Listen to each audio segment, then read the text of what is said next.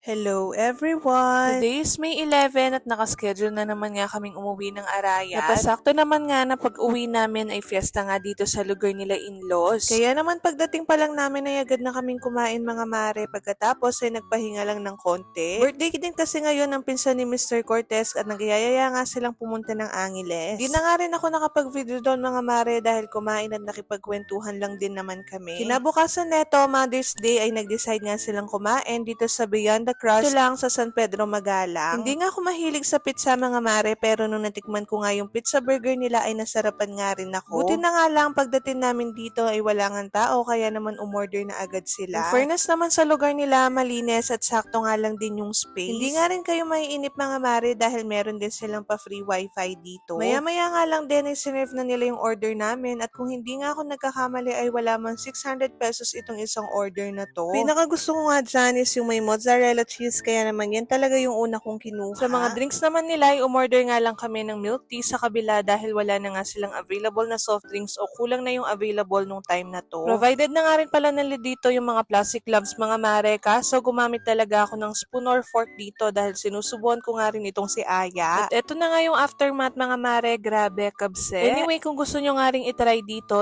nga lang yan sa tabi ng milk fridge, harap ng Campo Santo Católico. At dahil nga malapit na rin kami sa memorial dito ay nag-decide na rin silang mag-visit sa nani ng mother-in-law ko. Sakto nga lang din pala yung pagpunta namin dahil nandito nga rin yung ibang auntie at uncle ni Mr. Cortez. Kaya naman ayan yung bata, nagpabibo na naman nga. Nadalang nga lang makita ni Aya yung mga lolo't lola niya dito pero buti na lang talaga ay hindi naman nga siya umiiyak. Anyway, yun lang muna sa ngayon mga mare. Thank you for watching. Bye!